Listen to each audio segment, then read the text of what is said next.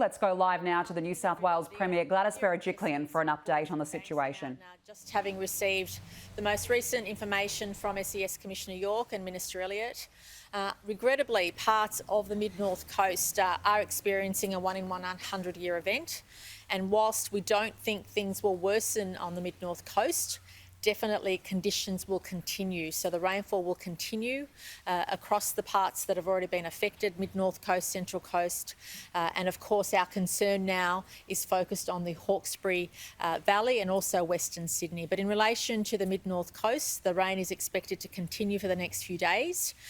And we are watching the situation there very closely.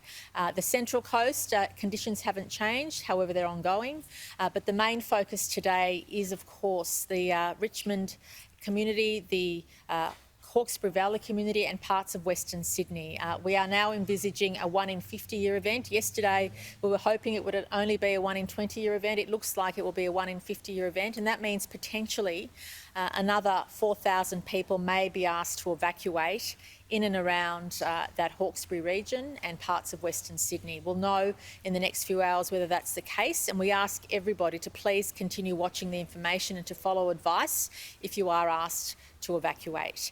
So far there are 13 evacuation centres that have been set up across the state, mid-north coast, the Hunter and parts of the Richmond and the Hawkesbury communities, and of course we will continue to monitor that.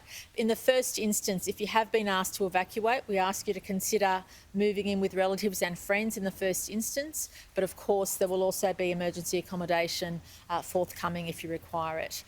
The latest weather forecast we have suggests that the rainfall will continue into Thursday.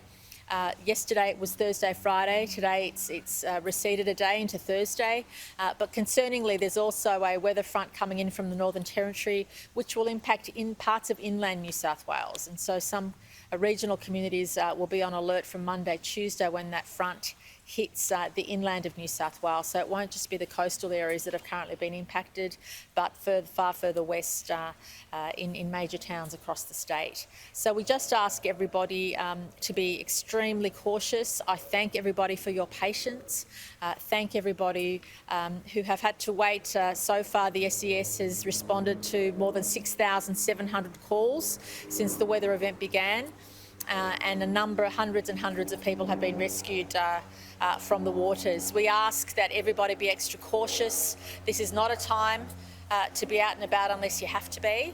And I also want to thank 3 states, South Australia, Victoria and Queensland, that have already provided assistance in terms of flood rescue, and that's really where we need support. It's difficult weather conditions, which means that getting helicopters and such in the air is not a good idea, so we're relying on ground crews, and we're grateful that because of there has been so much flooding that we do have some expert flood rescue support from the other states, and we're grateful for that. Minister Elliott will now give an update, especially in relation to disaster assistance. He and his colleagues in the Commonwealth have already designated many local government areas as disaster-ridden, which means assistance can start flowing. And Commissioner York will of course give us the most recent update from the SES perspective. And can I also thank all the agencies that are supporting the SES, all of our volunteers, but also all the other state government agencies that are working in through the SES to make sure we get support to people as soon as needed.